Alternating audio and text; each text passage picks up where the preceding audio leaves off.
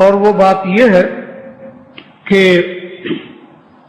یہ جو آج کل حکومت کو جلدی ہو رہی ہے نا، یہ جو ہمارے وفاق کا مسئلہ بیان کیا تھا ابھی راضی صاحب نے بھی اور بڑی تفصیل سے غازی صاحب نے بھی، میں چونکہ وفاق المدارس العربیہ پاکستان کا صدر ہوں اور اس صدارت کے حوالے سے میں تقریباً یوں سمجھیے کہ 30 سال سے اس مسئلے سے میں مبتلا ہوں۔ ان حضرات کو تو ابھی اس مسئلے سے رابطہ اور ابھی اس مسئلے سے تعلق پیدا ہوا ہے، میرا تعلق 30 سال سے۔ آپ کو معلوم ہے جنرل ایوب نے بھی ان مدارس کو ختم کرنے کے لیے پروگرام بنایا۔ انہوں نے تو یہ کیا تھا کہ جناب ایک وفد بھیجا قاہرہ اور وہاں کے علماء سے مشورہ طلب کیا کہ یہ ہمارا مولوی ہمارے سامنے رکاوٹ بن کر آ جاتا ہے اور ہمارے فیصلوں کے لیے یہ ایک اچھی خاصی دیوار بن کر مشکلات پیدا کرتا ہے، اس کا کوئی علاج آپ بتائیں، ان کا کیا علاج ہو سکتا ہے؟ تو قاہرہ کے لوگوں نے ان کو مشورہ دیا کہ آپ ان کو سرکاری مولوی بنا لو۔ یہ سرکاری نوکری بڑی خطرناک چیز ہوتی ہے، ان کو آپ سرکاری مولوی بنا لو۔ سرکاری مولوی بنانے کی سبیل کیا ہے؟ وہ یہ کہ ان مدارس کو آپ سرکاری تحویل میں لے لو۔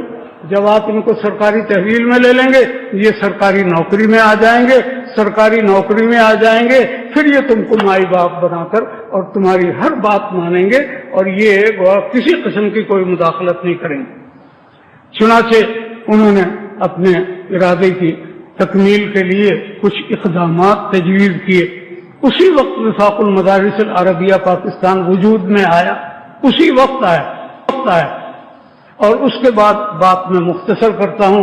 پھر جناب بھٹو صاحب کا دور آیا، پھر جناب ضیاء الحق صاحب کا دور آیا، پھر جناب بے نظیر صاحبہ کا دور آیا اور پھر جناب نواز شریف کا دور آیا اور پھر بے نظیر آئیں اور پھر نواز شریف آیا اور اب پرویز آیا۔ یہ تسلسل ہے۔ اس پورے زمانے میں ہر ایک نے پچھلے کی ناکامی کے اسباب کا تجزیہ کیا اور تجزیہ کرنے کے بعد پھر نئے طریقے اختیار کیے۔ شروع سے یہ ہوتا چلا آ رہا ہے۔ اب جو حکومت آئی ہے یہ بھی دیکھ رہی ہے کہ شروع سے ناکامی اور ان مدارس کو اپنی تحویل میں لینے کی کوئی سبیل نہیں۔ اب بہت سی چیزیں، ایک یہ کہ ماڈل اسکول قائم کیے جائیں، ایک یہ کہ ماڈل کالج قائم کیے جائیں، ایک یہ کہ مدرسوں کو یونیورسٹی کا درجہ دیا جائے۔ یہ کیوں؟ یہ اس لیے کہ وفاق ایک ادارہ ہے اور پاکستان کے تمام مدارس وہ وفاقوں کے ماتحت ہیں۔ ہمارے مدارس کی تعداد 3/4 ہے اور باقی مدارس جو ہیں وہ کچھ بریلوی حضرات کی تنظیم میں ہیں، کچھ مودودی حضرات کی تنظیم میں ہیں، کچھ غیر مقلدین کی تنظیم میں ہیں، کچھ شیعہ کی تنظیم میں ہیں، 4 تنظیمیں اور ہیں، ان کے تحت وہ 1/4 آتے ہیں اور 3/4 یہ وفاق کے ناطے ہیں۔ اب وہ وفاق سارے مل گئے اور انہوں نے متحدہ ایک موقف اختیار کیا ہوا ہے۔ اس متحدہ موقف کا نتیجہ یہ ہے کہ حکومت کی کوئی سازش کامیاب نہیں ہوتی، لہذا انہوں نے کہا ماڈل اسکول قائم کرو، لہذا انہوں نے کہا کہ ماڈل کالج قائم کرو، لہذا انہوں نے کہا کہ جناب مدرسوں کو یونیورسٹی کا درجہ دو۔ اس کا نتیجہ کیا ہوگا کہ وفاق بے اثر ہو جائیں گے، لوگ ماڈل اسکول کے ساتھ الحاق کریں گے، لوگ ماڈل کالج کے ساتھ الحاق کریں گے اور لوگ یونیورسٹی بن کر وہ جناب والا اپنا ایک مستقل اور منفرد وجود قائم کر لیں گے اور حکومت کے لیے ان پر ہاتھ ڈالنا بہت آسان ہو جائے۔ یہ ہے اس تجویز کا خلاصہ۔ تجویز دینے والوں کی جتنی بھی بہتر نیت ہو، میں ان کی نیت پر واللہ العظیم کوئی حملہ نہیں کر رہا ہوں، لیکن یہ کہ اس نیت کے اچھا ہونے کے باوجود اس عمل کے نتائج یہ ہو گئے۔